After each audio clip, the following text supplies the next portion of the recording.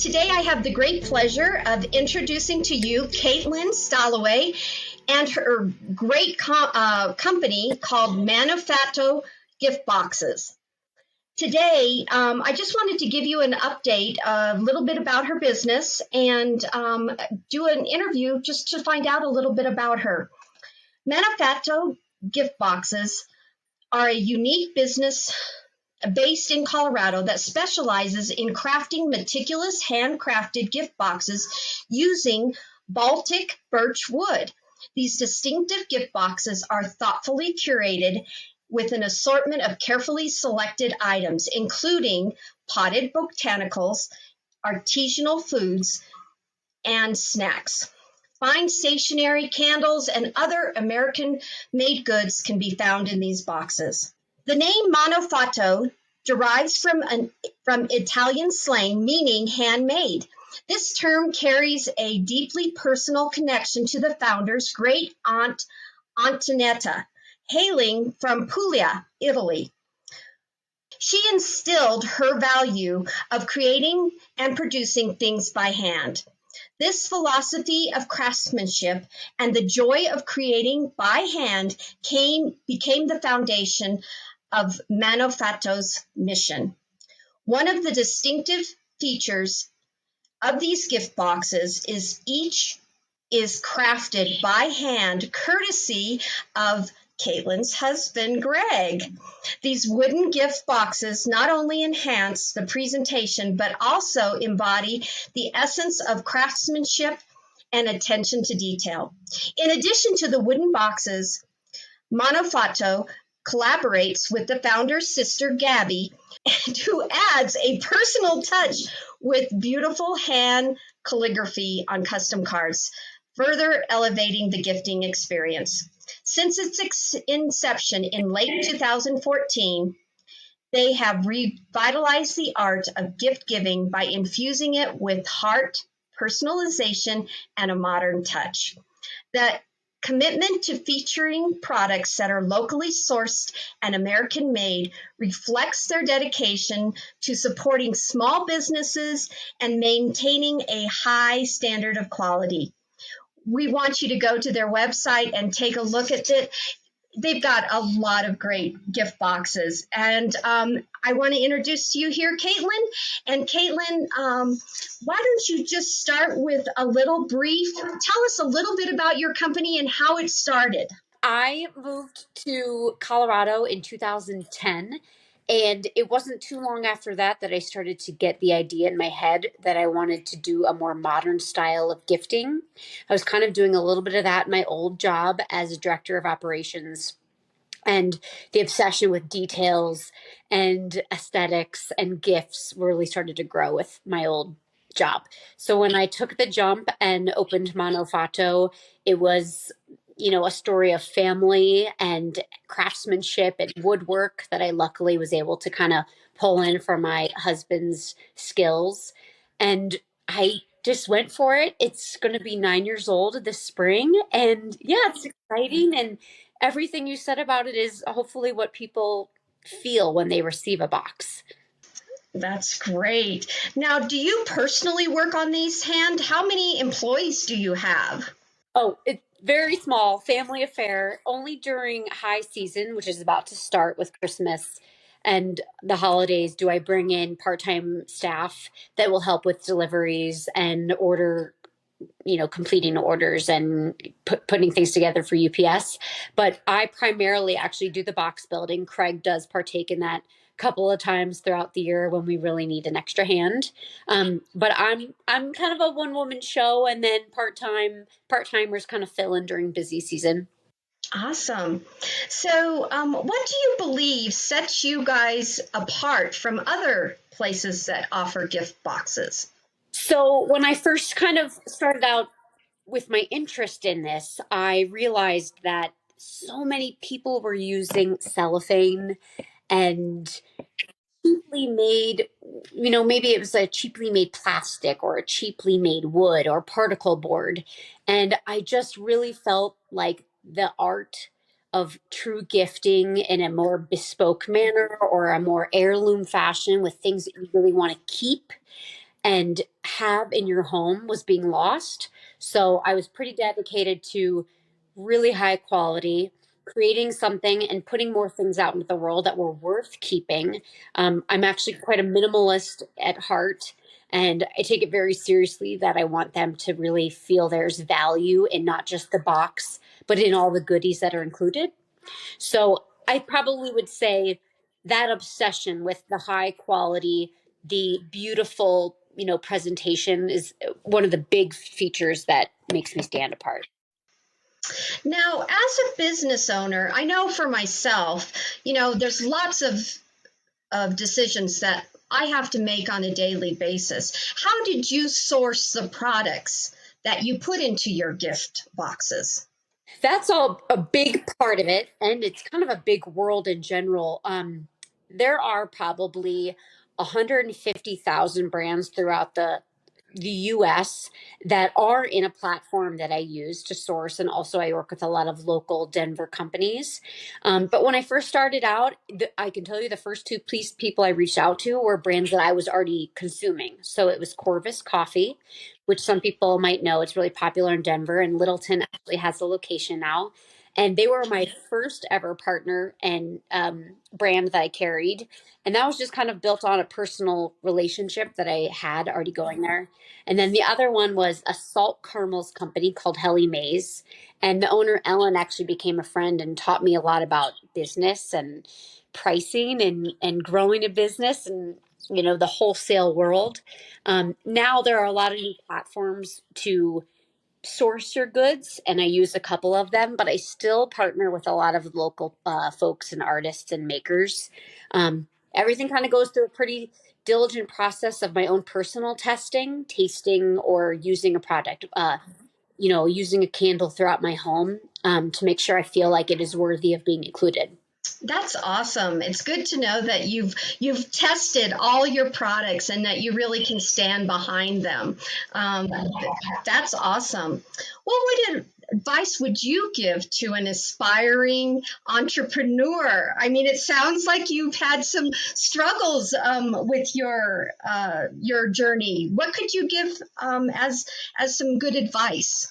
That's a great way to put it because there is no entrepreneur or business owner that doesn't have struggles, whether that feels daily, weekly, monthly, yearly. It's all about being approached or given different things to manage and tackle and figure out and solve and not give up and keep going. I think I actually have talked to a lot of young women who are interested in this business and want to know how to get into it.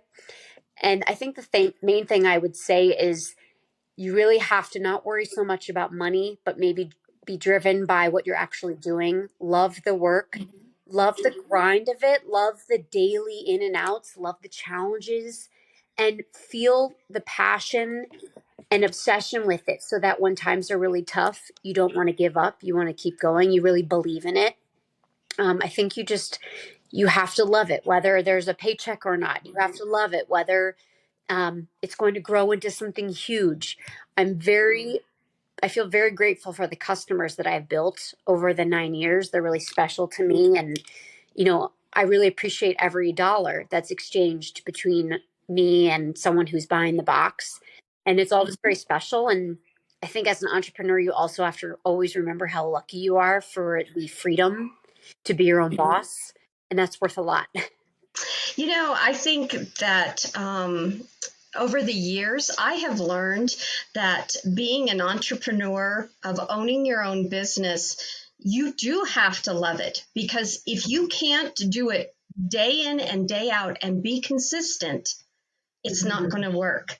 And so it sounds like, that's really, you've put in that work and that effort and it's paying off. You're still here 9 years. That's in itself is remarkable. And I'm glad to have met you. How exciting. Okay, besides, now let's kind of get a little bit of personal on Katelyn right now. Tell me, what kind of hobbies and things do you like to do outside of your business? I have my main hobby sitting right next to me, which was a book. I am an avid reader. I probably read at least one book a week. Um, I love the library system. I'm a huge fan and a huge supporter. I'm a really big runner, and physical fitness is big in our family. I love to cook, I love to bake, and I do have a 2 year old and a 4 year old. So life kind of revolves around toddlerhood and playing with my kids, enjoying the outdoors, the weather. We're a very active family. We do a lot of things out in the mountains, and um, yeah, my whole life I played sports. I kind of hung up the soccer cleats after some surgeries, but I still run, and I did a triathlon with my sister this fall. So busy, busy. But I mean, I guess the main passions it's reading, family, running, being outside. Oh, that's awesome. We're very lucky to live in Colorado, aren't we? So beautiful today, even. Yes, we do. We have some of the best weather ever. Um, so here's another question I have for you. What is your favorite item or product that you've ever included in one of your gift boxes? I don't know if I could pick just one. That's so hard. Um, I would say the most popular 3 items, which are really up there for me, is coffee.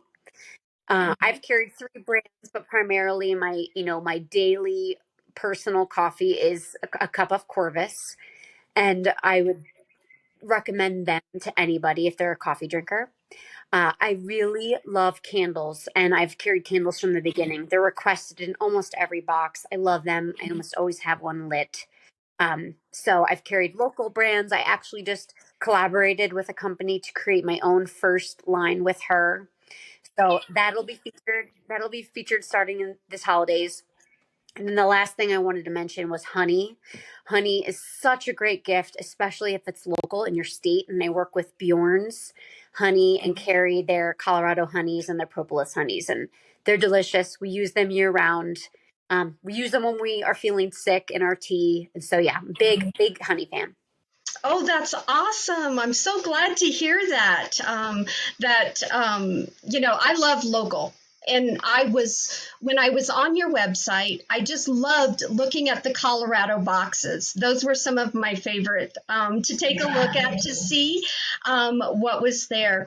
Now, one little fun thing I like to do at the end of all of my interviews with my people is to ask you, okay, now, if you had to make a box for a historical um, uh, person, who would that person be, first of all? And then what would you put in this box? And I'll give you a couple of minutes. I know it's like, whoa, but it is kind of fun to listen and to think of where people are and what they think about. Oh my gosh. Okay. I'm trying to think of someone who's just kind of immediately coming to mind. And maybe it's like an old. I'm trying to think of someone who would like an old Italian, someone who would really appreciate the Italian factor. So maybe like a Frank Sinatra kind of situation, and I would maybe do a cocktail themed box because I'm pretty sure old Blue Eyes had a few drinks here and there, and maybe some delicious cocktail mixers with some bitters that are made here in Boulder, Colorado. They even do a Colorado peach bitters that he could put into some funky martini, and then obviously a bag of coffee for the day over the next morning to get him up and at him, and then probably some delicious caramelized popcorn or a salty snack like a granola or some crackers or something like that with rosemary and olive oil. Probably something like that. That sounds awesome. And I love your creativity. So, when a customer comes to you and wants to do a special box, do you work with them? Do you collaborate with them? Talk to them about that person sometimes if they have special requests? Yeah, so the way that customizations work with Manoffato is you could choose any product you see on the website and hand select and put them into the box that you want. So customizations are definitely permitted, welcomed. I love doing them. There's also always the option of adding your own brand to your orders or a laser engraving. We do that too. Um, When it comes to them needing specific items that I do not carry and that I would probably have to buy online or on Amazon, I steer away from that, but they're always welcome to send me something that they want to include. I have a lot of folks do that if they just need to get, the Kansas City Chiefs hat. It's got to be in this one. They can send me the hat, and I'll include it and I'll build around it. No, you tell them that's not a local, that's not, I'm sorry, that's not us. We don't like Kansas City Chiefs. Exactly. So there's options. There's a lot of ways to kind of work with what people need. I just don't do a ton of buying online single items that I would normally carry. But with that being said, I carry about 60 different products, so there's a lot to choose from. That's great. Now, I know I've asked questions. Is there something you'd like to tell our viewers today that we haven't spoken about that you would like to include in this interview? Yeah, absolutely. I think the main thing is my husband and I relocated from Denver to Littleton, it'll about a year and a half ago. So we've slowly kind of been building up Littleton customer base. I want to make sure they know I'm here. Um, in the Caryl area, I have a lot of customers that pick up from me on the way to a party, or they want to bring it to their friend who's having housewarming. I do a ton of realtor closing gifts for people that need to bring them to closings. So that's always an option. And they pick up directly from me at my house, or we have a pickup location in Denver still on South Gaylord Street in Wash Park. So lots of different opportunities to get what you need here in town. And we also ship nationwide. That's awesome. Thank you so much, Katelyn. I really appreciate your time today and want to wish you the very best in your business. And I'm sure you'll be hearing from me shortly. Okay, great. All right. Take care.